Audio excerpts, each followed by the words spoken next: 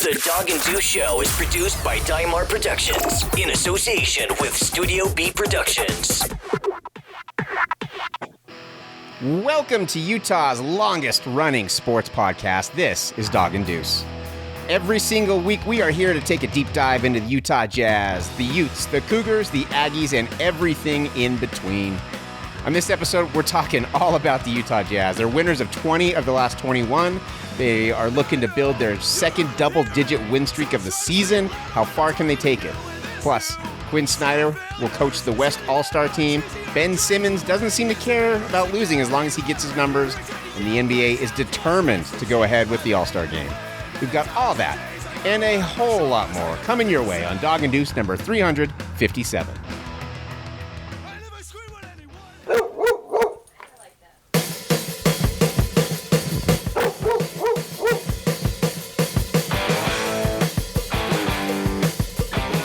Studio B in Salt Lake City.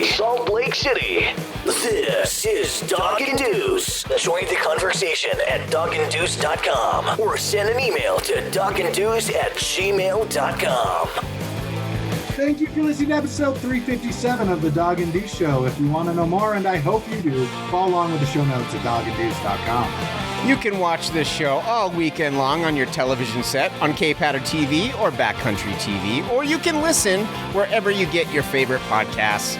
We would love to hear from you. Send us an email to doganddeuce@gmail.com. I am Dog. I'm Deuce. This is episode 357. If you are new here, we've got an influx of new downloads lately, and I would love to think it's because of our wonderful personalities, but I have a feeling it might have something to do with the Utah Jazz just destroying everybody right now.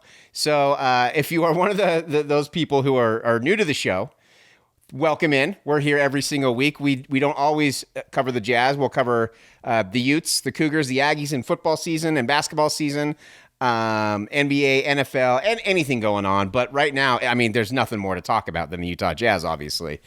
Real quick, little housekeeping. You can watch the show. If you're listening to the podcast, you can watch the show over on YouTube. The link to that is youtube.com/DD on sports. We are on Twitter. You are running the show account, James. You are at Dog and Deuce. Not well, but I'm running it. You're running it. You're killing it, man. Killing it. I am at A Martindale Film. Give us a follow. Join the conversation. Let us know what you think of the show. And of course, if you have a television set and you have the rabbit ears, tune on over to K-Patter TV. Tune over to Backcountry TV if you're in southern Utah, and you can watch this show. It's replayed all weekend long, so you just cannot get away from us, no matter how hard you try. Utah Jazz, dude. Like, I'm running out of every week when I cut the show and I edit it and I get it up. I have to think of like an attention-grabbing headline and a title for the show. I'm running out of ways to say that the Jazz are winning. I just don't know. I mean, I never thought this would be a problem ever in my entire life, but I just don't know how to say it anymore. They are just turning it on when it counts. A couple bumps in the road against Philly and against the Clippers last night, but then it's like a switch flips. And I don't know. I think the Carl and John days are the last time I remember seeing the Jazz being able to just turn on that thing where they just start draining threes and pulling away from teams. Yeah, I mean, you're right. Here's the beauty of what the Jazz are, in my estimation, is that every night we haven't really had a letdown. Even when the shots aren't dropping and things aren't going their way, as you've mentioned, they've gotten down or the score has been close. Maybe the margin hasn't been significant. Sometimes it's been greater than others. But you feel like they're there to play and win every night. There were a few games like the Philly game where you felt like, maybe it's a wrap. Like, let's just move on to the next one. We've kind of made our statement, etc. And then you just see them come back with vengeance to make the 76ers look like they're standing still almost, and it's quite a sight, right? I mean, even at the times where, and they've been known for, the three ball dropping, even when the three ball's not going, they're finding other ways to facilitate not only points, but victories. And this is what, look, they're getting to the point, and again, we got to start that this is beautiful, but it only matters come May and June and July. Really, truly matters. This matters for the seeding, which is important for the Jazz. But the ability to adjust on the fly when things aren't going in their favor, and the adjustments from Quin and the staff and the players executing them is next level. I mean, in my estimation, and I say this with caution, as far as in-season adjustments, and the style of ball is so different from when Carl, John, and Jerry were leading the squad. To a certain degree, it's at least as impressive, if not more, because you're talking about guys who, while they're established with Rudy and establishing with Donovan, or even established with Donovan, let's be honest, John and Carl's success, especially the finals runs, came significantly later in their career. And these guys are sort of putting their mark on the league at an earlier pace. I mean, there's no way to deny it, at an earlier pace than Carl and John did. And that's amazing. And as a Jazz fan, it's exhilarating, but somewhat leaves me somewhat in this no man's land of trying to figure out, I am all in, but should I just say they're going to win the title and we can end and talk when the playoffs start, or what, you know? You're a Jazz fan, and you've been a lifelong Jazz fan. You've seen stuff not like this, but we've seen spurts before. We know better than to get our hopes up because we've been crushed so many times over the decades watching Jazz basketball. But I'm not going to lie, man. At this point, I'm at a place where I'm because I'm used to that heartbreak, and not just with the Jazz, but with the Utes and every team that I follow, essentially, even NFL and the Vikings and all that. I'm so used to getting my heart ripped out of my chest that I'm starting to look and like really have to search for reasons to nitpick, because I just like I'm too scared of getting my hopes up at this point. And last night against the Clippers was kind of, I mean, there were some moments there where I'm like, wow, there's just, that defense and the Clippers defense, what they did to the Jazz was outstanding. And that really is how you need to play the Jazz. They were pushing them off the 3-point line by I think they were switching, and they were also clogging the basket. So they were forcing the Jazz into mid-range shots, which is not something Quin ever wants to do. But do you know what they did? They made the adjustments, and they took what the defense was giving them. And a lot of teams would not do that. They would force their way into getting their shots, and they would try too hard and be too forceful, and then probably drop the game. The Jazz didn't do that. And by the end of the game, you could tell that the Clippers were just worn down. They didn't have Kawhi, they didn't have Paul George, and I was texting with Nate the Hemorrhoid and our good buddy Jim Johns, and I gotta say this might be a be careful what you wish for scenario, but I was kind of bummed that Kawhi and Paul George weren't playing last night, because I'm really, really anxious to see what the Jazz can do against the elite teams. Like, we know they can beat a shorthanded Clippers. We've seen it before.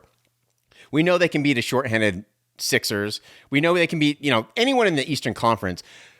Clippers and Lakers, what are they going to do when they're at full strength? Even when we play the Lakers, I don't think Anthony Davis is going to be back. So, I got to know, because I have to know how good we really are. It's killing me. But again, that could be one of those cases where careful what you wish for. Oh, and I think you're right. I mean, let's be honest. Joe Ingles has got Paul George taken care of. Can Kawhi make up, the 18-point margin of victory last night? And you would have to be a fool to say he wouldn't, because he 18 is like a given for Kawhi Leonard, right? And Paul George chips in his 10, and it could be a different game. But I think Joe Ingles has Paul George on lock, whether it's mentally or physically. He'll have one good game against him and then 5 bad ones. But you're right. I mean, and it is sort of a measuring up thing. Like, look, last night's win was great. And Lou Williams and Patrick Beverley did give the Jazz early on a lot of difficulties. They rebounded in the second half extremely well and got the victory. I mean, it's not often, especially during this, 22 game streak, where the Jazz only net 46 points at half.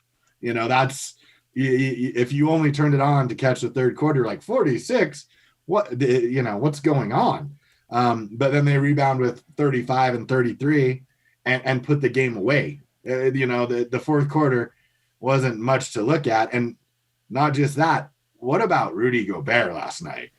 Like, do you think he's getting sick of it? I mean, I know Donovan is more, and I think we all know this, I'm not breaking news here, he's more public information savvy and political. Like, he's not willing. Rudy Gobert is not that man. You know what I mean? He does. If you don't like me, I don't care. I'm going to respond to you as I would if you were my best friend. And he is clearly motivated.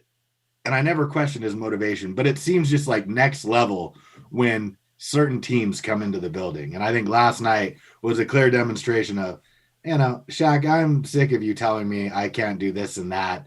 Let me just slam a 20-point, 20-rebound game on everyone and make everyone look the fool as I run to the lane and just hammer dunk after hammer dunk on everyone. Yeah, it's without him doing that, without him really exploding last night, there's no way the Jazz win that game. He's been the key to everything. And I've been saying this for years. You've been saying this for years. Lots of people have, so it's not like we're super geniuses here, but he really is the key.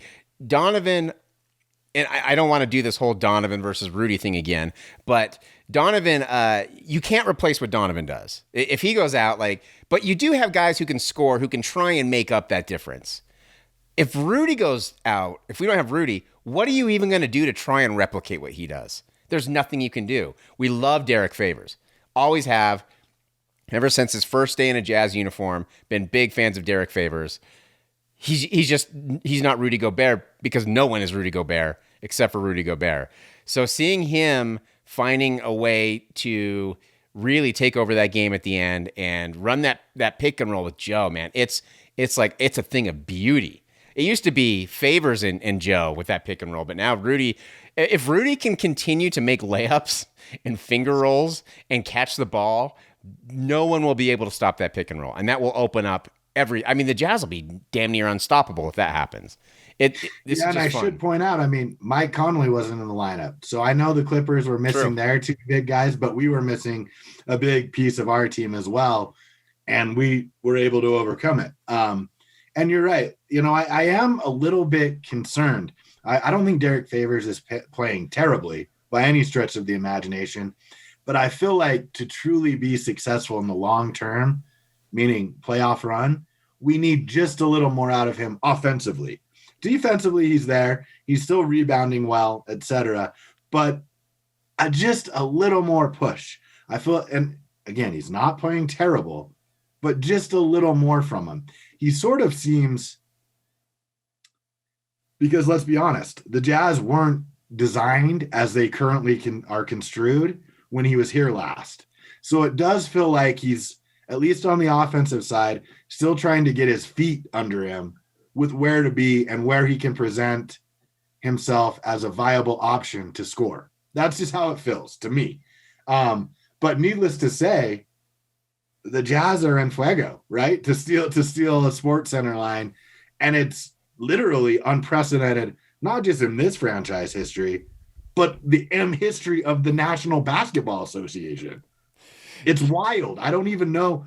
You said you were like superlatives. Maybe I need to get the thesaurus out or something because I'm running out of them as well. Historic is a given, but I'd like to be a little more nuanced than that. And those words are gone because I've used them already multiple times this year. Here's the thing that blows me away. This says everything you need to know about the Utah Jazz. This is the one stat above all. And everything's blowing my mind this season, everything. But this is the one stat that really sums it all up for me, and I can't wrap my head around it because it's so crazy. The Jazz, going into last night, they were 18-2 in the last 20 games against the spread. Now they're 19-2 in their last 21 games because they definitely covered last night. Against the spread, Las Vegas, they don't lose money. They just don't. They know how to forecast games. They are really, really good at it. That's why it's such a lucrative business model for them. and the Jazz are destroying them. They are killing Las Vegas. So think about that. Like, and as Jazz fans, I know we get frustrated when we don't get the coverage we deserve or the recognition or the appreciation from some of the national media. I think that's just ingrained in our DNA. It's been that way since Carl and John, and even before then. Like, it's just, that's just, we kind of have the little man syndrome. We can't stand it that we're not getting more recognition. But one thing about Vegas doesn't care about whether people like Rudy Gobert or not. Vegas doesn't care if Donovan Mitchell is a good enough superstar to carry him the whole thing. Vegas only cares about making money. They're not playing the popularity contest. So if you're beating Vegas, man, you are doing something right. And I don't know, it's such an unbelievable thing to watch this team grow. Here, and again, I'm kind of nitpicking. As a Jazz fan, I'm kind of trying to find ways I can temper my expectations a little bit so I don't get my heart broken. But the real question is going to be, right now they are the definitive team. They're playing team basketball. They don't care about their individual numbers. Everything's going well. What happens when we get to a bump in the road where we do lose a couple in a row or go through a stretch where it is a little bit difficult? Can they keep that solidarity? Can they keep that tight-knit camaraderie that's going on in the locker room? That's going to be something interesting to see. I think they probably can, but there's a reason why the saying is winning cures everything. Winning fixes everything, because it does. So what happens when you struggle a little bit? You're right. Look, they don't build casinos like the Bellagio in Las Vegas because they're set on losing money. Those things cost big money to build. They aren't wrong often, and the Jazz have made them look really foolish. If you think about it, though, those books are driven by, the quote unquote wise guys or the sports bettors who make a living out of it. They're also taking money out of people who aren't used to losing because they can drive the line one way or the other. You saw it after Kawhi was out last night with that, which means there is a certain group of people out there who still don't believe it to be true, right? I think the national media and the gamblers are pretty smart, or they wouldn't be doing it for a living. So we haven't changed them fully yet. Eventually they will, because money talks. Like, right. They're not going to keep just dumping money loss after loss. I think the national media is coming around. I mean, they're seeing it for what it is, as a complete unit, not just 1 through 5. At this point, you got to say 1 through 8 or 9, realistically, that no matter what combination the Jazz have on the floor, offensively specifically, they're vibing. And they're vibing at a level that other teams, no matter what scenario or defense they put out there, sure, it may stifle them for a moment, but they're going to find a solution with the coaching staff, and the players are going to execute it. And the adjustments really are, look, there have been quarters or even stretches of quarters or maybe even halves where they haven't performed at this historic clip. But then the beauty of what has occurred, at least over the last 22 games, is they find the adjustment, they find the solution, and the pace continues in the second half. It's quite something, right? Like it really is beyond even my wildest expectations. And I will say this, though, something to look for. I think, given that there are limited fans and arenas across, although the Jazz do have them there, and who knows what it will look like via playoff time with vaccine distribution, etc. It matters significantly for the Jazz to have the first seed. Does it matter for the Lakers? No, I don't think so. Does it matter for the Clippers? More than the Lakers, but not as much as the Jazz. With where the Jazz currently stand today on February 18th of 2021, and a few game lead over the Lakers and even more over the Clippers, it actually absolutely matters that they finish the season strong and secure the first seed. They're not climbing. They just need to maintain. And they have some, look, last night, important game. Why? I don't know if Kawhi could have played or didn't, but the Jazz now have the tiebreaker. That's important.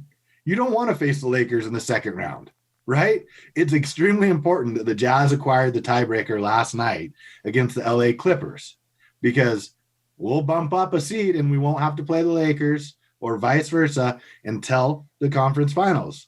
And that matters. And I hope they do the same thing with the Lakers. But let's be honest. I mean, everyone's talking about Tom Brady. LeBron James is just, and I hate to interrupt the great Jazz conversation, but the dude, I put the back on my team. Do you remember that video back in the day with, I think it was Greg Jennings, and it's a Madden video where he breaks his leg and he just keeps running for the touchdown. And the dude's like, Leroy Jenkins, I put the team on my back. Like, that's just what LeBron James is doing. And he's 38 and it's epic. So that's how important it is for the Jazz, because it's not that the home court will matter. It's the confidence. It's the mindset. Right. Because the Lakers are going to make a run. The Clippers are going to make a run. If they overcome that, whether it's conscious or subconscious, I think it's another building block for them to recognize we are here. We can compete. We will compete. We held them off through the last 30 games of the season or whatever it is at this point. We will do it. We can do it. We did it. Let's go do it again.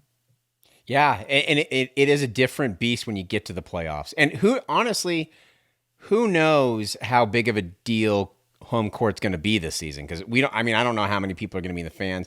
They haven't even released the schedule for the back end of the season yet, so who knows? But I agree that the Jazz, they need to get that just psychologically going in. It's going to be good, because I mean, if you have home court advantage and we're able to have fans, we know how loud that building gets.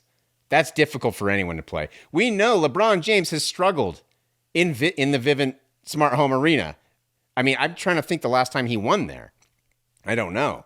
I can't remember if he played last year or not. I can't remember. But to me, I agree. You got to get that, and they just got to keep doing what they're doing. It's fun to see this team so close knit. I mean, and we'll talk about Ben Simmons in a minute. But the other night, Ben Simmons had a career high in a loss. And in his postgame, he was patting himself on the back pretty hard. I mean, so hard he got injured and couldn't play last night. And meanwhile, Jordan Clarkson went for 40. And in his I don't know if you heard his postgame interview, all he could talk about was how great his teammates are. And that's after a win and him basically saving the game for us, stepping up, and he put the team on his back and got the win. Ben Simmons folded down the stretch totally, but he had a career high, and all he could talk about was how great he is. So to me, that's the difference. That's what this team is. That they and I think it comes from Quin Snyder, and this will transition well into the next topic. Quin Snyder, I fully believe, and I don't know, I don't have any inside information on this, but I fully believe Quin Snyder's the reason we got Jordan Clarkson back. I think Quin Snyder's the reason we got Rudy to re-sign without them Supermax. I think there's something to say about him and what he's doing with this team. I mean, there's that classic picture after we beat Oklahoma City and in the playoffs, and Quinn's hugging Donovan Mitchell. It sums up everything. Like he's a player guy, but he's also smart enough to know when to rein the leash in a little bit. Like, he has their respect more than a coach I've seen in a very long time. And I think I am not besmirching Jerry Sloan, but I think we were all, as Jazz fans back in the day, I think we were all kind of hoping Jerry would develop that. He had the hard nose, the tough work ethic, which is incredibly important. Quinn has that too, but he was a little gruff. He was a little, he had a hard time relating to the younger players. And I think that's what we were missing as fans. We wanted to see Jerry do that. Quinn's got that. And now Quinn is doing something that Jerry Sloan was never able to do, which is mind-blowing to me, that Jerry Sloan never coached an all-star team. Because really all you need is you just have to have the best record halfway through the season. And Jerry, for whatever reason, never got it. It's crazy to me. But Quinn does have it, and he's earned it. And I feel like prideful. I feel like a proud father right now. It's so cool that we have a Jazz coach who's coaching the West All-Stars. That's awesome. It is. He has that in spades. He has, and I mean, look, Quin Snyder has more degrees than I'll ever have because I'm done with school. So he's obviously a very smart human. But what he's, in my estimation, from the outside looking in, what he's been able to develop, it kind of reminds me of the old Real Salt Lake motto, the team is the star, but he's also allowed all of them to be themselves and recognize that, look, man, Jordan, I'm not trying to change you. You wouldn't be on the team if I wanted to change you. I like you as a player, as a human. I'm with you, dude. But here's what we have to do. I'm going to get you your shots, and I'm never going to criticize it when you do it and it doesn't turn out how we want. But if we all play the role that we've developed, not only will you get your numbers, but more importantly, we'll get W's. And guess what? Team flights, locker room after the game, after W's, is a hell of a lot more fun. And I think you've seen that. I think your point was excellent on the difference between, and look, I don't know Jordan Clarkson. You just get the sense that in the past, maybe he was more focused on scoring. And maybe that's not true individually in the locker room.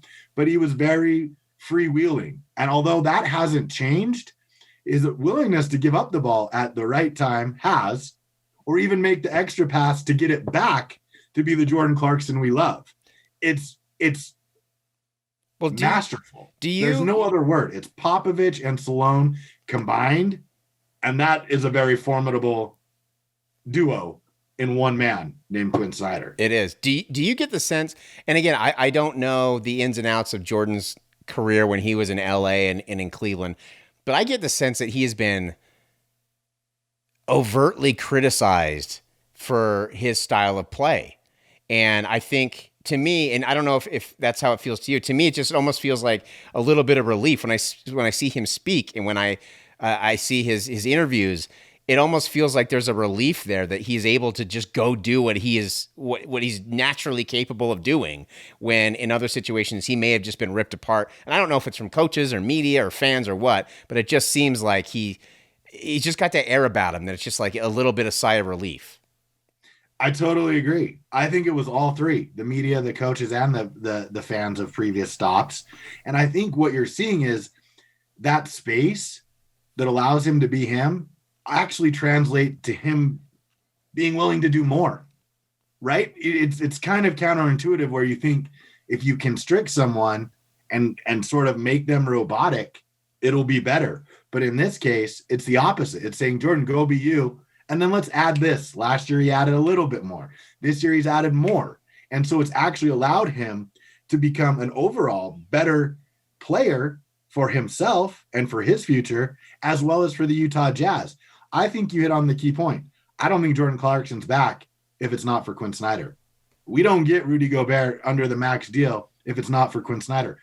Hell, I'm not even sure Donovan Mitchell re-ups at the max level if it wasn't for Quin Snyder. Like, look, the front office, they're doing a great job of managing that, but the one consistent through it all is Quin Snyder. He is the rock that allows the Jazz to be where they currently stand. Of course, I'm not trying to take away from the players. I know there's a lot going on with Draymond Green right now and them talking about how we should let him sit. That's fine. I'm talking about the love. Like, they really know, it appears at least from the outside, that even, and look, Quin's intense. He's not going to not give you the business. It's not like Quin's all roses and love and peace signs. I mean, Quin is willing to get down and dirty and say no. And it doesn't matter if it's Rudy, Donovan, Jordan, Joe, Derek, Mike Conley, whoever. He's willing to mix it up and let them know when they're doing something wrong. But it feels as though they know that it's not a judgment. It's a moment in time where we can get better, as opposed to, this is how I feel about you. That's the end of the line. It's like, no, let's keep getting better. Let's keep moving. Let's keep moving. It's magnificent. There's a respect level there that I think the players really appreciate. And I think that's kind of what Draymond Green is talking about. Is not, I mean, it's in a different sense, but I think it really does at the end of the day come down to respecting the players, not as just your employees, like not as just pawns in your grand scheme to make money and to win games or whatever it is. I really think that Quin Snyder has a respect for the players, and that allows him to push them harder and have these 4-hour practices that Trey Lyles just couldn't stand, and do these things because he shows them respect. And because if you think about it, I remember when they traded, first of all, how bad, I kind of feel bad for Dante Exum at this point because to see him shipped off and the Jazz fans really got behind him even when it was obvious he wasn't going to pan out. And then he's shipped off and Jordan comes in and just destroys everything, just takes over the NBA. But when they brought in Jordan Clarkson, I was excited that they had a bench scorer because that's what we needed desperately. Didn't have Favors, didn't have anyone off the bench who could do that. So I was excited. But I also was thinking, like, this is a little counterintuitive to what we're trying to do because we talk about the blender so much, and with Jordan Clarkson, the ball tends to stop. But Quin Snyder's figured out a way to make that work, which is crazy to me. He's figured out a way to take a player where the ball does stop with him a lot, but still continue the blender.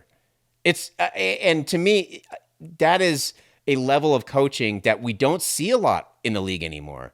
We're at a point where now it's just shoot threes, or play one-on-one, or do a pick and roll, and we're not really seeing that level of mastery. But the way that Quinn is managing all these pieces is absolutely commendable, and I'm super excited that he's getting recognized for it. No doubt. And I mean, here's why Quin Snyder is far beyond any of the talking heads. What he recognizes, and what it's become clear to me now, is that especially come playoff time, right? The blender's great. The offense is great. There are going to be moments, whether Donovan's on the floor or he's not, and Jordan's come on as the instant offense, where in the playoffs, there is going to be isolation. And you're going to have to get a shot. And the ball's going to come to you with 5 seconds left. And what are you going to do? And Jordan Clarkson fits that bill. I mean, in that moment in time when we need it, and, you know, maybe Donovan's in foul trouble, so Jordan's in, he can get that. And at least as currently construed, more often than not, he's going to make it. So the foresight was there. He gave up a lot on defensive side, although Jordan's improved, but he knew that there was a piece that we needed for the future. And he thought he could help mold Jordan Clarkson into being the player that a lot of people thought he could coming out of college. It's amazing. It's true. And it's beautiful. And we're grateful. Jordan, keep up the good work. Seriously, man. Like, so I said this when it happened, and obviously now it's been proven right. I mean, again, I'm not a genius. Jordan has exceeded everyone's expectations, I think. But when he re-signed, I thought this is the most underrated and underappreciated offseason signing in the league. And it's proven to be like monumentally true. We had no idea he was going to be this good, but what he did in the bubble and the way he's a spark plug, man. Like, I love that nickname that the Bowler Jack's given him, the Human Torch, or the human, I can't remember what it is. I love that because when the Jazz are starting to struggle, he can go out and get a basket. And when he shoots it, or when he drives, I'm just assuming it's going in. I don't know if I've ever had that ever with a Jazz player because I'm so scared to hope, but I just assume it's going in every single time. It's so much fun watching him play. And also, I mean, he's willing to drive. I think you mentioned an important part of it. Look, if you get stagnant and you're taking jumpers all the time, that it doesn't matter if you're making them, it becomes easy to defend, right? Like, you don't have to worry about that player making a play for anyone else. But going to the hoop presents defensive problems for the opponent that can't be overstated. Like, it actually helps facilitate the next time down the floor and every time thereafter. So he's doing it all on the offensive end in a way that is not only showcasing his skills, but definitively and statistically, because I know a lot of people are into stats more than the eye test nowadays, statistically benefiting the team and his teammates at a next level clip. Yeah, I agree 100%. And we kind of digressed a little bit into talking about Jordan Clarkson, but I mean, I always want to talk some Jordan Clarkson basketball because he's so damn good. But it really does stem from Quinn just being like, Jordan, go. Just like we said, go do what you do, and just give me a little sometimes. And like you said, his defense has improved, and I think it all comes from Quin Snyder. And I think we said this before on the show, but it just feels like this is the team. This is the culmination of what Quin Snyder's been trying to build for years, it feels like. And finally he has. I went back and I actually, go ahead. Sorry, I jumped on you there. I was going to say, and let's not forget it's his staff too, because Absolutely. Quin Snyder gets the right people. And you saw Johnny Bryant and others leave after last season. It's a top-down trust that is clearly, at least within the people that take the floor every night, that's next level. I don't have a lot of money in my bank account, but what I wouldn't give to be in one of these closed practices, to see the way Quin operates and maneuvers. I mean, you have to be honest. It doesn't matter if you're Donovan, Rudy, Jordan, Joe Ingles. They have a high level of confidence or ego, if you want to call it that. And to be able to navigate that in a way where it doesn't become confrontational is something I would I would pay everything in my bank account just to watch, because you could learn so much, I think, just from watching someone walk through that with these group of guys. It's true. I went back and I watched an old, it's just a segment of one of our old shows from like 4 years ago. And it was the one right after the Jazz were eliminated. I don't know if you remember this, but it was with Gordon Hayward. It was Kobe's last year. And the Jazz were eliminated from the playoffs because the Clippers, who basically gave us the game because they didn't start any of their starters. They had I think 7 players on total. And the Jazz still managed to lose it. And then obviously the game after that, that's when they were out of it. The game after that was Kobe's massive finale. But I remember watching this, and we're just talking about how don't panic. We got Quin Snyder. Quin Snyder's a good coach. This is the building. These are the steps we take, that teams take. You got to get better and better and better every year. So it's not the end of the world. And now 4 years later, we're in a position that I never thought we'd be in ever. And so to me, it's almost like the trust the process thing. And you put your faith in it. You give the reins to a guy who knows how to do this stuff, knows how to manage people. That was, I think, one of Phil Jackson's most underappreciated qualities, was his ability to manage those egos, and his was massive enough. So that probably wasn't easy, but that was one thing he did really, really well. And Quin Snyder's really good at that. And so I just think when you give the reins to a guy and tell him to build something, it just feels like this is the culmination of what he's been trying to do for years here. And so really happy to have him. Really cool. I don't know if you have anything more to say on that. I do. I mean, I do want to just harken back to recognize one thing that the Jazz have that a lot of other teams don't is continuity, right? I mean, Donovan and Rudy and Joe have been together a long time. Mike now has, granted, it was one of the weirdest seasons ever, but a season under his belt. And the continuity, I think, it's hard to kind of give it a percentage of how much it's impacting the run they've been on. But I think it's important to mention, and that's a credit to the players. They see the specialness of what they have as well and are willing to sacrifice, whether it's financially or years on their deal or whatever it may be, to come back and have this kind of success. So that, it's not any one piece, it's all the pieces coming together at the right time. And I'm excited to see what the next few games or the rest of the season and playoffs hold. Dude, that's a really good point, because if you think about in the bubble, it could have gone the other way. The camaraderie could have totally fallen apart.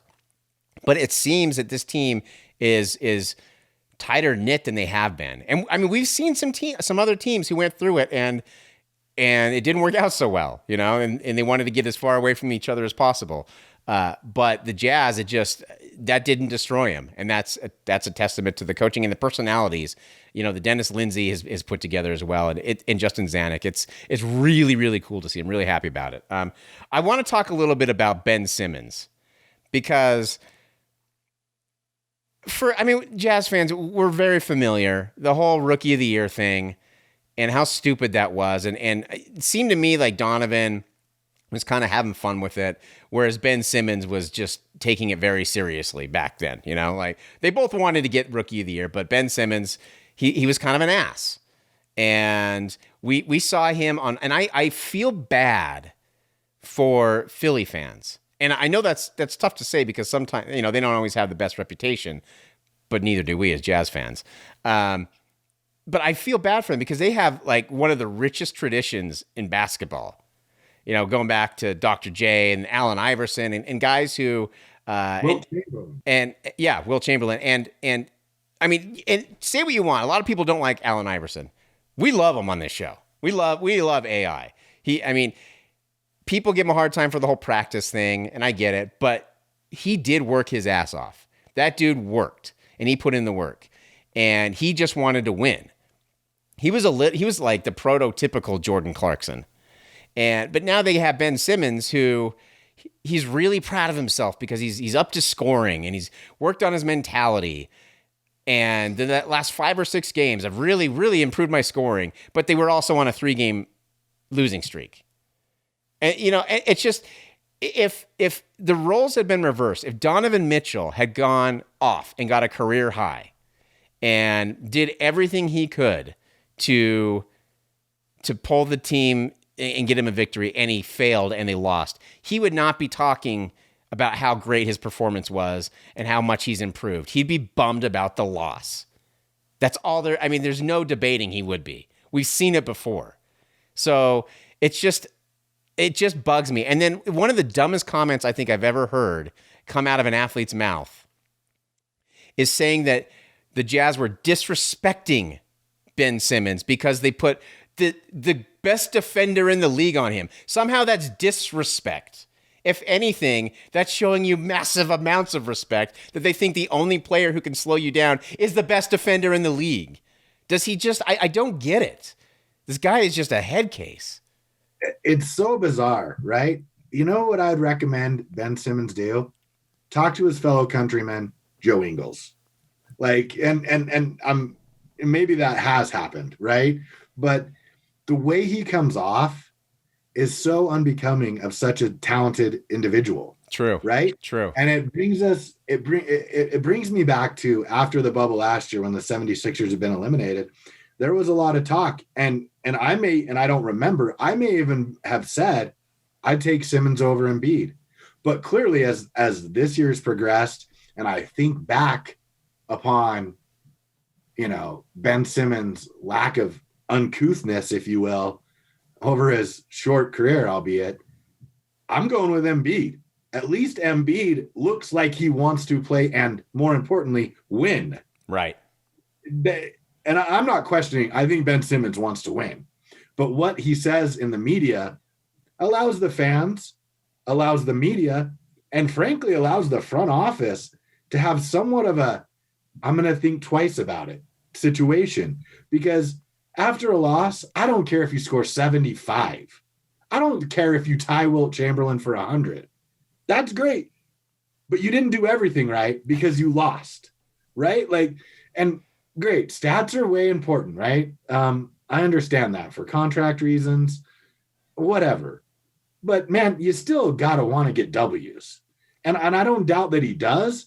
He just doesn't understand, for whatever reason, the way he portrays himself. This isn't a media portrayal. Right. These are exact words out of his mouth, right? Like, this isn't fake news. This is him speaking. You've quoted him or paraphrased him, right? And everyone knows it.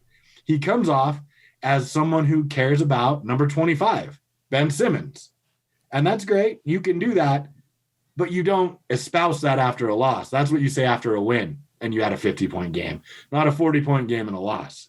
You got to have a little better timing, and it'll be interesting to see. I mean, at this point, I think you could get a pretty good haul for him if you're Philadelphia.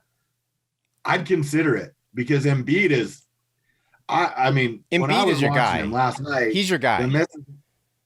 The missus and I were watching, and I'm like, can you believe it? That is a 7-foot human backing someone down, dribbling over, and doing a fadeaway jumper. I'm like, that is insanity. Like, it is insanity. He looks like a 6'7" wing at times. True. He's the guy, like, man. What? I'm like, yeah, he's 7 feet tall. Look at him. And she's like, that's even my wife, who watches sports only because I don't know why, because I'm watching.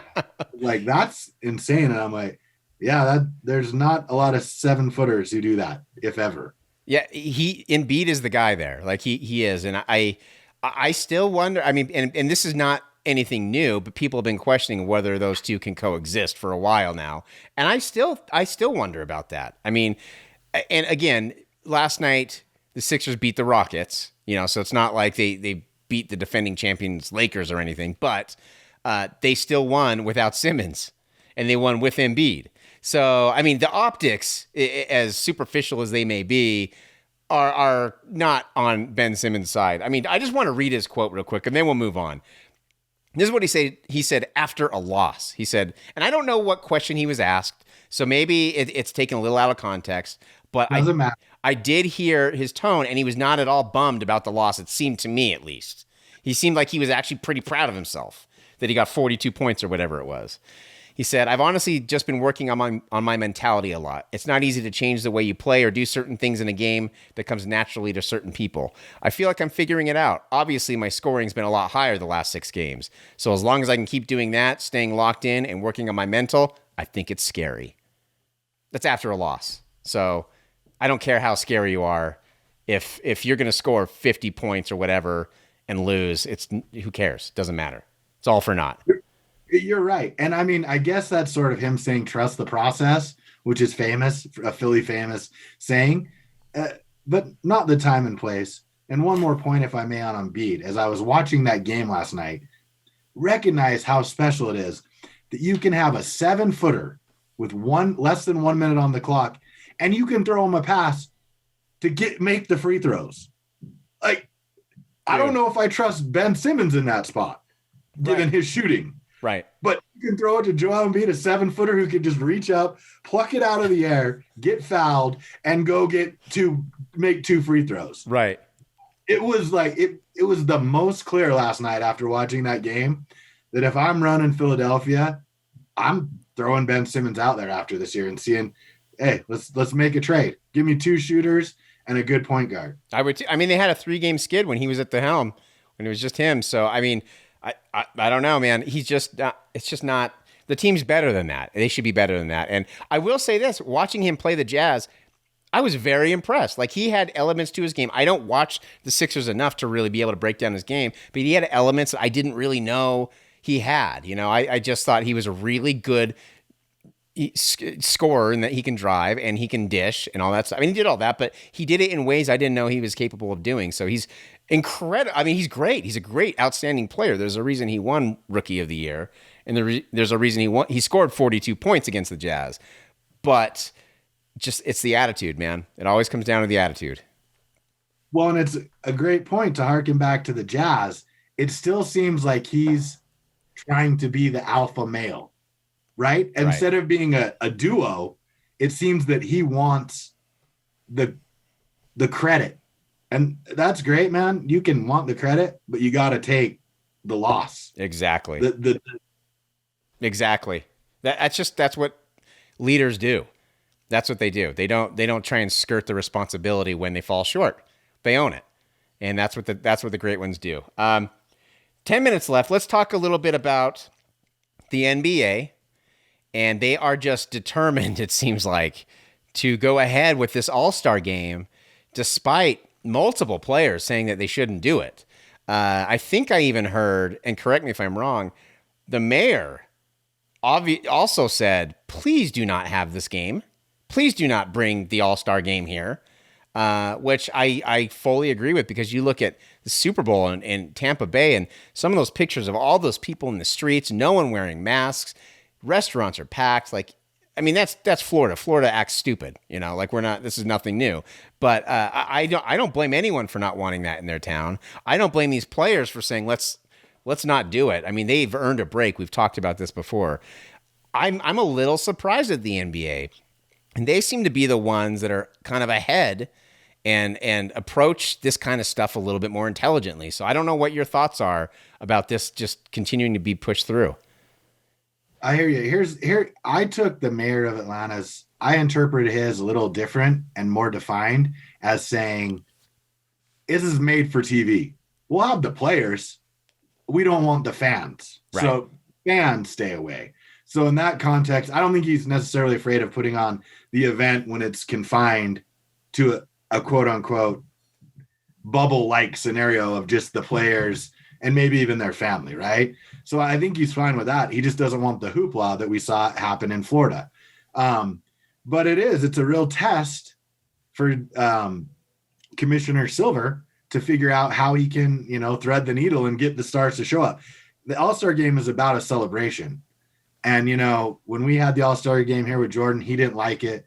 And it sort of did put a cloud for a moment, at least, over the league and the city's ability to celebrate such an important event on the NBA calendar.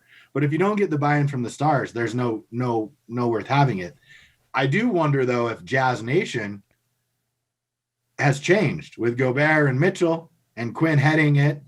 Does that change, maybe your perspective on wanting to see it at least in a player context? And secondly, I'm done with this debate, Connolly or Clarkson. I say both. Seriously deserves it.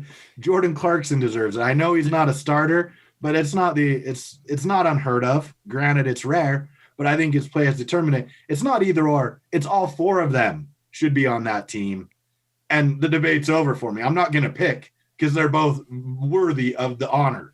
I agree 100%. I don't think it'll happen, but I absolutely think I was talking to my dad yesterday and I said, all four of them deserve to be there. All four of them should be, because without any one of their contributions, this isn't happening. And I absolutely could not agree with you more. Although, if I'm not mistaken, the only team that I can think of that's had four are the Golden State Warriors. And they, probably true. And I think they had four starters, didn't they? It wouldn't surprise me. I can't remember, but I would say they had four. I mean, you think to the Heat days, they had three at least, right? Bosh, Wade. Yeah. I mean, but in this, and if so, like maybe here's the beauty of one of these, quote unquote superstars or definitive superstars not going. Maybe Clarkson or Connolly slip in. I would encourage all Memphis Grizzly fans to unite with Utah Jazz fans and keep retweeting, double tweeting, whatever the votes count for two. Let's form a unity, at least of this. I know the grindhouse isn't what it once was, but let's get Connolly in there. I mean, he deserves it. It's crazy to me that he's never been an all-star. And again, I think it's a little bit of small market bias. We know that very well. We know how that goes. But Conley absolutely deserves to go to his first All-Star game. That said, I would love, and I know I'm much different than a lot of Jazz fans, I would love for them to be selected, but I'd love for them to get the time off, especially with Conley where he's kind of nursing an injury. I want him on the team, but I don't want him to play because I don't want anything agitated or aggravated. I just want them to get the recognition that they so most certainly deserve. But I'm okay with not having. I've never been a big All-Star weekend guy. I'm a broken record. Doing the show 10 years, I think every single year I go on a rant about how it sucks and it's stupid. But those are my thoughts. I don't know. You're more into the All-Star weekend than I am. Come on, man. I love the dunk. I love me some dunk contests. I love some three-point shootout.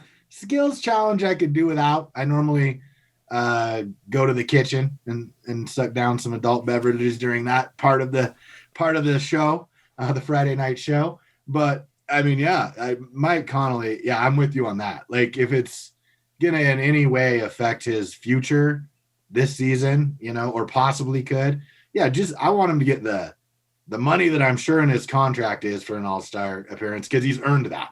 Absolutely. In my opinion, and the honor and the respect of his peers. I mean, let's not forget, at one point, Mike Connolly was the highest paid player in the NBA. That's crazy to think about. Remember that. Yeah. But when he got his $130 million deal, he was the highest paid player in the NBA. So people know it, but it's just nice to get that out in front of the fans. Right. A lot of people from LA, and they begrudgingly sort of give him his due, but he's earned it not only this year, throughout his whole career. I agree. Real quick before we stop, there was a Darren Williams sighting on the broadcast. It brings back so many good memories. That was a fun era with D. Will and Booze and Memo. Didn't end well. We all know how that went. But we've talked about this as well, but I've totally forgiven the guy. He owned up to his mistake. He did the most. He did something that was so full of integrity that most people can't even imagine doing it, and that's going and apologizing directly to the person that you wronged. And in this case, it's Jerry freaking Sloan, who's intimidating enough. And he still manned up, went in and apologized. I was really happy to see him. I like seeing him in that building. Yeah, I mean, it doesn't really, like, you're right. Let's be honest. That's the true sign of character, is admitting when you're wrong and apologizing. I try to teach this to my children every day. And look, if Jazz Nation is willing to welcome him back, so be it for me. Given what we've had over the last 5-year run, I'm so over that era, if you will. And while I'll never completely forget the way he disrespected Jerry, Jerry's gone now. And Darren Williams, I hope, is going to spend the rest of his time reminding us that he's sorry and he's moving forward to try to remedy his error. I'm happy for Darren that he did that before Jerry passed away, because that'd be a tough one to live with. Running one of the greatest coaches whoever grazed the sideline to out of the league, that would be a tough one if you didn't get to make amends. And whether or not Jerry forgave him or not, it doesn't matter. He did what he had to do, and I love it. And he still lives here part-time, or at least half the time. So I think that's pretty cool, man. I like the guy. It was fun to see him. It's a lot easier to see him though when we're doing this well than if we were had only won 5 games. If we're 5-20, then it might be a little bit different. I might still be a little bit bitter, but it was much easier this time.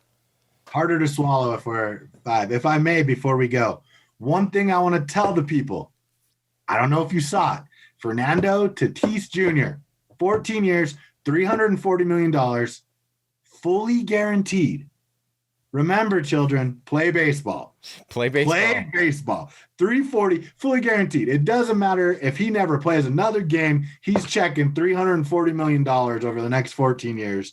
And secondly, and more importantly than that, to the people in Texas, Oklahoma, Louisiana, struggling with these terrible storms that have broken your pipes, our friends and foes alike, be well, be safe, and I hope relief is on the way. Yeah, stay strong. We're thinking about you. It's awful what's going on there. Just awful. That is going to do it for episode 357. We're here every single week talking about the Utah Jazz, the Utes, the Cougars, the Aggies, the NFL, the NBA, anything going on. We're going to have some Olympic talk at some point too, which will be fun. We missed that last year, so come back. Let us know what you think. If you are new to the show, send us an email to doganddeuce@gmail.com and let us know what you thought. We talk a lot of jazz. We're lifelong jazz fans, so we always love that jazz talk. Hit us up on Twitter. James is at DogandDeuce. I am at A Martindale Film, so hit us up. And until next week, just keep in touch, man. Let us know what you think of the show. I'm Dog. I'm Deuce. And we will talk to you next week.